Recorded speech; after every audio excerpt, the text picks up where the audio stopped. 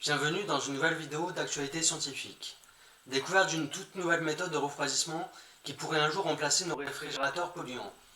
En hiver, il arrive, de moins en moins souvent en France, que des camions municipaux projettent du sel sur les routes et les trottoirs pour les déneiger. Bien qu'aucune chaleur ne soit apportée, la dissolution du sel abaisse effectivement le point de congélation de l'eau, ce qui explique pourquoi la glace fond, même par des températures inférieures à zéro. Et comme le monde naturel est guidé par la conservation de l'énergie, la glace qui fond refroidit son environnement. Il est remarquable qu'aucun apport d'énergie ne soit nécessaire pour que cela se produise, ce qui a donné à certains scientifiques une excellente idée. Dans une nouvelle étude, des chercheurs du laboratoire national Lawrence Berkeley du ministère de l'Énergie des États-Unis ont utilisé ce principe physique pour mettre au point un nouveau dispositif de réfrigération qui reproduit les objets de façon totalement différente de celle du réfrigérateur classique. Cette nouvelle méthode est censée être non seulement plus efficace sur le plan énergétique, mais aussi beaucoup plus respectueuse de l'environnement, car la réfrigération classique utilise des gaz à effet de serre extrêmement puissants comme agents réfrigérants. Tout comme la réfrigération habituelle, la nouvelle technique de refroidissement en question, appelée refroidissement ionocalorique, exploite le fait que la chaleur est absorbée ou libérée lorsque les matériaux changent de phase, par exemple lorsqu'ils passent de la glace solide à l'eau liquide. Pour que la glace fonde, elle doit absorber la chaleur de son environnement, et lorsque l'eau gèle, elle libère de la chaleur de l'environnement.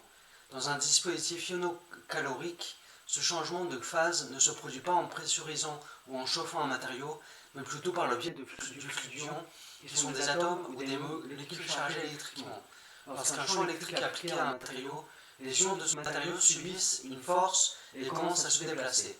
Ce mouvement provoque une modification de l'entropie du matériau, ce qui entraîne un changement de température. En appliquant et en supprimant un champ électrique de manière contrôlée, il est possible d'utiliser l'effet ionocalorique pour produire un refroidissement ou un réchauffement. Mais cette méthode est-elle réellement réalisable? Après avoir affiné la théorie qui nous tend le cycle ionocalorique et démontré la technique de manière expérimentale, les physiciens du Berkeley Lab pensent que oui. Pour Drew Lilley, assistant de recherche diplômé au Berkeley Lab et candidat au doctorat à l'Université de Californie à Berkeley qui a dirigé l'étude, le paysage des réfrigérants est un problème non résolu. Personne n'a réussi à mettre au point une solution alternative qui rende les choses froides, fonctionnent efficacement, soient sûres et ne nuisent pas à l'environnement.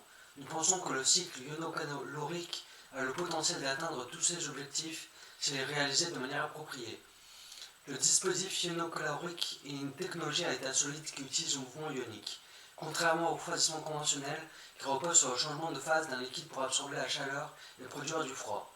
Aucun compresseur ou détenteur ni aucune pièce mobile n'est nécessaire, ce qui signifie qu'un réfrigérateur ionocalorique est potentiellement plus économe en énergie, plus respectueux de l'environnement et capable de chauffer ou de refroidir rapidement en fonction de la situation, et peut couvrir une plus large gamme de températures.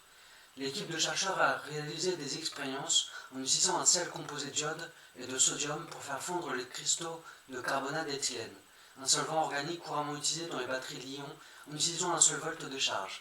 La différence de température du système a atteint 25 degrés Celsius. La nouvelle étude mentionne également que le cycle ionocalorique a le potentiel de concurrencer, voire de dépasser, l'efficacité des réfrigérants gazeux présents dans la majorité des systèmes actuels. En outre, en utilisant un matériau comme le carbonate d'éthylène, qui peut être produit en utilisant le dioxyde de carbone comme intrant, le réfrigérant pourrait avoir un potentiel de réchauffement planétaire négatif, ce qui signifie qu'il pourrait en fait éliminer le carbone de l'atmosphère. Cet aspect est particulièrement important étant donné que de nombreux pays s'efforcent d'atteindre les objectifs en matière de changement climatique, tels que ceux de l'accord de Kigali, accepté par 145 parties, dont les États-Unis en octobre 2022. Cet accord engage les signataires à réduire la production et la consommation d'hydrofluorocarbures de moins 80% au cours des 25 prochaines années. Les HFC sont de puissants gaz à effet de serre qu'on trouve couramment dans les réfrigérateurs et les systèmes de climatisation. Selon Lilley, il est possible d'avoir des réfrigérateurs dont le PRG, potentiel de réchauffement planétaire, est non seulement nul mais aussi négatif. L'utilisation d'un matériau comme le carbonate d'éthylène pourrait en fait être neutre en carbone, car il est produit en utilisant du dioxyde de carbone comme intrant. Cela pourrait nous permettre d'utiliser le CO2 issu de la capture du carbone. Merci pour le visionnage de la vidéo.